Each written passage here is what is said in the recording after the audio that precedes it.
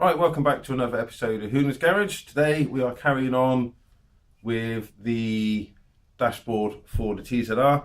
We've got Joe back with us. He's probably not going to get dirty today, but we just got to make sure his hair looks good for his mum. Alright?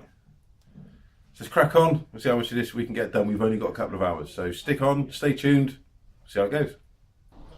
Right, so we've got Joe behind the camera. So what I've done is I've roughly measured out how much more we need to take out the inside.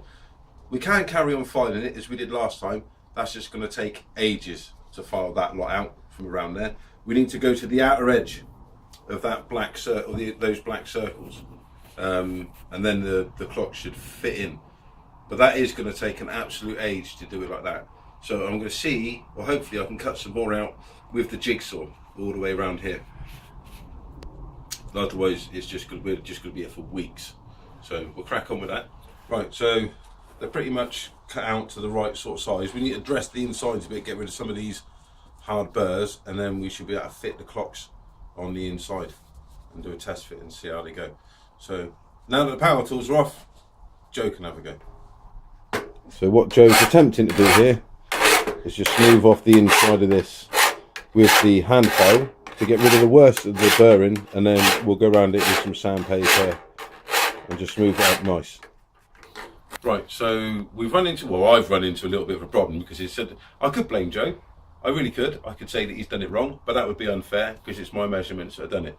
So this hole is pretty much the right size, just needs a little bit of finessing to take it out a little bit more. This hole is more or less the right size, but it's not an even circle. I've gone a little bit too far with the jigsaw in some places, so it's a bit too big, it's a little bit oversized. Not massively, it can be hidden, but it's just not spot on, and I really want to make this look nice. The other issue that we've got is that when these clocks sit in their plastic housing, which is the original one, which is what I'm going to keep, because I'm going to still use the original clocks, we've got a gap between the clock and this plastic housing. Now with this piece of metal, and even with the original rubber seals that sit there, that gap is still going to be about another half a mil to a mil, which is just not going to be secure. It's not going to be good enough.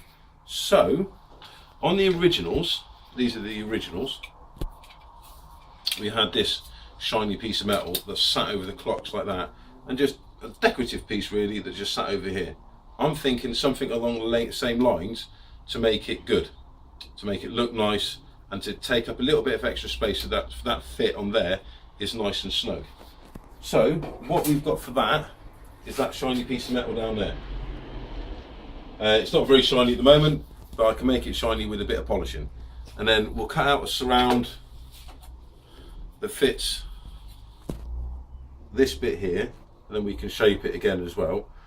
Can make it a bit smaller on the inside so this fits with those rubber seals and everything else. That should fit nice, and then obviously we're going to bend it along here so that it sits in the bike like the original does, like that.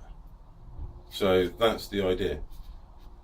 Well, that is the idea. Whether it will end up like that is a different matter. So I think we should need to crack on with that. Right, so I've cut out the basic shape that I want, so it's the right size. All we need to do now is cut it from out of there. So with the jigsaw rather than the angle grinder, because the angle grinder is loud and messy.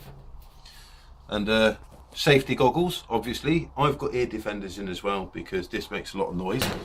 And just for those safety conscious people, just make sure Joe is also safety goggled up as well, with a big set of his own safety glasses and a set of ear defenders as well. So first things first, we'll just cut this out of here, or not, as the case may be. Joe, can you switch the plug socket back on? Did you switch that off?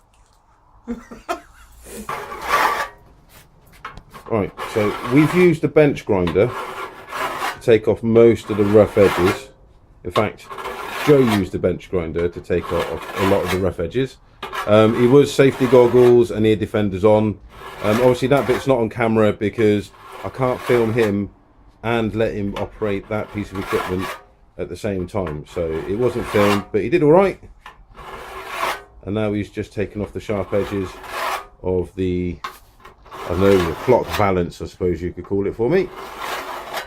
So now we've got most of the, well, pretty much all of the rough edges off with the hand file. Time to finesse a bit by hand with the sandpaper.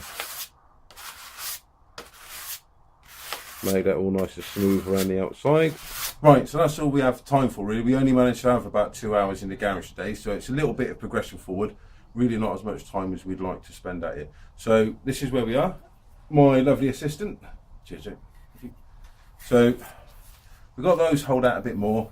This one went a little bit too far, but we decided that we can cut out another piece, a more decorative piece to cover over this, like that, or like that, and then we fold it along the bottom there, and then we've got this piece.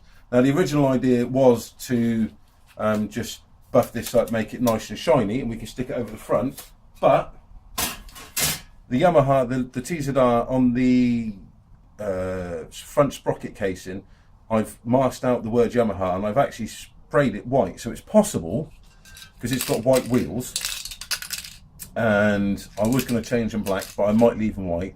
With the Yamaha that's picked out in white, it might be an idea to pick out that decorative piece on the dashboard in white as well, just a couple of pieces.